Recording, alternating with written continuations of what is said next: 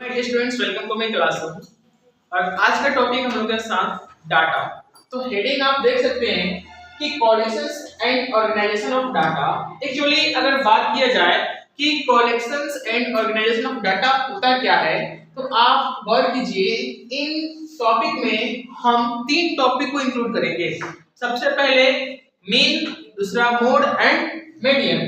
इन तीनों टॉपिक को कंबाइन करके हमने बनाया collections and organisation of data. ठीक है, तो ध्यान से देखिएगा और समझिएगा कि कलेक्शन एंड ऑर्गेनाइजेशन, संग्रह और संगठन। अगर मैं बात करूं collections and organisation of data, तो डेटा का संग्रह और संगठन जो होता है मीन, मोड एंड मीडियन, माध्य, माध्यिका और बहुलक, इन तीनों को हम लोग कंबाइन करके पढ़ेंगे और समझेंगे कि क्या होता है। तो चलिए सबसे पहले डाटा हम आपको इंट्रोड्यूस करते हैं कि डाटा का मीनिंग क्या है। अगर हम लोग देखें एवरी डे मान लीजिए किसी कंपनी में कोई नंबर ऑफ वर्कर्स काम करते हैं, तो आपकी कंपनी में कितने नंबर ऑफ वर्कर्स काम करते हैं? 5 करते हैं, 10 करते हैं, 500 करते हैं, 1000 करते हैं। ये जो आप एक डाटा बताते हैं वही है, एक इंफॉर्मेशन देते हैं कि हमारे कंपनी में इतने सारे वर्कर्स काम करते हैं। तो यह एक डाटा है। क्या है? एक डाटा है। और इससे पता चलता है कि आप कौन सा इंफॉर्मेशन दे रहे हैं। ठीक है, और देखिए उसके बाद a collections of numerical figures giving some particular type of information for data। यदि आप किसी भी प्रकार का इंफॉर्मेशन बताते हैं, देते हैं, तो वो डेटा का फॉर्म होता है। ठीक है, और डेटा को संग्रहित किया जाता है। ठीक है, अब देखिए डेटा भी बहुत प्रकार के होते हैं। तो आपके सामने रॉ डाटा क्या होता है? रॉ मतलब क्या? कच्चा, और डेटा मतलब आंकड़ा। तो रॉ डेटा का मीनिंग क्या है? यहाँ पे आपको मैं इंट्रोड्यूस कर रहा हूँ। The data obtained in the original form is called raw data। जैसे कि आपने बताया कि किसी कंपनी में नंबर ऑफ वर्कर्स काम कर रहे हैं, तो जो नंबर ऑफ वर्कर्स है, जैसे मान लीजिए 4500 वर्कर्स काम करते हैं, तो जो आप 4500 से इंफॉर्मेशन दिए वो क्या कहलाएगा? डाटा। लेकिन वो डाटा कैसा है? ओरिजिनल फॉर्म में है। तो ओरिजिनल फॉर्म में डाटा रहता है तो उसको रॉ डाटा बोलते हैं। क्या बोलते हैं? रॉ डाटा बोलते हैं। उसके बाद जब हम आगे बढ़ते हैं तो एक आता है एरे। एरे, और एरे कहता है कि जब आप डेटा को असेंडिंग या डिसेंडिंग ऑर्डर में, जब डेटा को असेंडिंग या डिसेंडिंग ऑर्डर में आप अरेंज कर देते हो।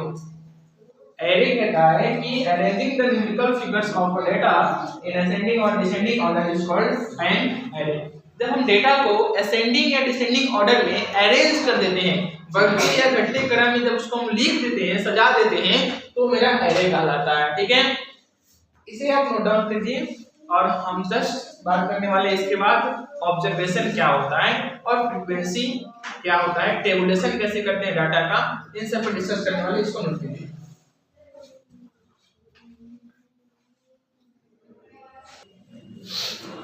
देखिए नेक्स्ट है टेबुलेशन ऑफ डाटा।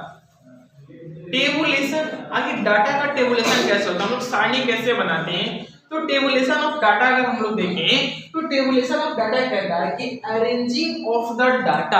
आपके पास जो डाटा है, आप जो उसको अरेंज करते हो, या तो असेंडिंग या डिसेंडिंग। अगर आप अरेंज करते हो असेंडिंग या डिसेंडिंग तो उसको एरे बोलते हैं। लेकिन यदि आप डाटा को सिस्टमैटिक वे में, एक क्रमागत रूप में, अगर आप उसको सिस्टमैटिक ढंग से रिप्रेजेंट करते हैं, दिखाते हैं in the form of table, अगर आप सारणी के रूप में किसी डाटा को व्यक्त करते हैं, रिप्रेजेंट करते हैं, तो यह प्रोसेस जो है वो टेबुलेशन ऑफ डाटा कहलाता है। ठीक है, कोई भी इंफॉर्मेशन को अगर आप अरेंज करके अगर उसको आप टेबल के फॉर्म देते हैं तो टेबुलेशन ऑफ वो डाटा कहलाता है। नेक्स्ट है ऑब्जर्वेशन।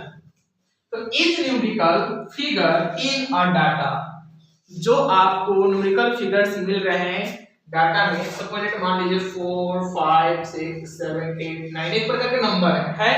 तो मैं यहाँ पे आपको जो दिया वो इंफॉर्मेशन दिया। क्या दिया? इंफॉर्मेशन। और जो यह न्यूमेरिकल फिगर आपको जो दिखाई दे रहे हैं, दैट इज कॉल्ड ऑब्जर्वेशन। क्या होगा? ऑब्जर्वेशन। तो each numerical figure in a data, data में जो भी न्यूमेरिकल फिगर्स होंगे वो ऑब्जर्वेशन कहलाते हैं। तीसरा चीज frequency and observation, frequency of an observation. तो फ्रीक्वेंसी का मतलब होता है आवृत्ति, क्या होता है आवृत्ति, और आवृत्ति यानी आखिर उस ऑब्जर्वेशन की, उस नंबर की फ्रीक्वेंसी कितनी बार है, वह नंबर कितने बार रिपीट्स हुआ है। That means the number of times a particular observation occurs is called its frequency. जैसे हम लोग देखते हैं कि घड़ी के जो पेंडुलम होता है एक सर्टेन टाइम पीरियड में वह आते जाते रहता है, उसी प्रकार हम लोग देखेंगे कि कोई डाटा जो है उस डाटा में जो न्यूमेरिकल फिगर्स है वो कितने टाइम्स, कितने बार रिपीट हुआ है, ये हम लोग पता करेंगे फ्रीक्वेंसी ऑफ एन ऑब्जर्वेशन से। अब हम लोग पढ़ेंगे एस्थेटिक्स क्या होता है, अब जानेंगे एस्थेटिक्स का डेफिनेशन। तो हेडिंग डालिएगा एस्थेटिक्स।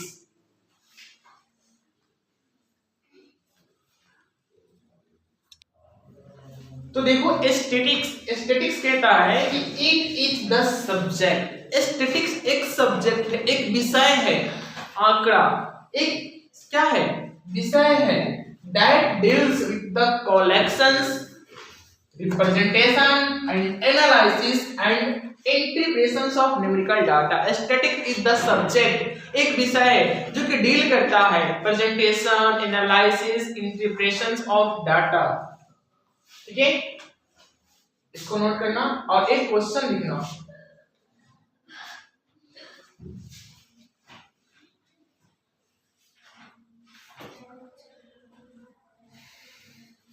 अगर यहाँ तक किसी को डाउट है जो कंसेप्ट पढ़ाया गया है उसमें अगर किसी को डाउट है तो पूछ सकते हो, ठीक है।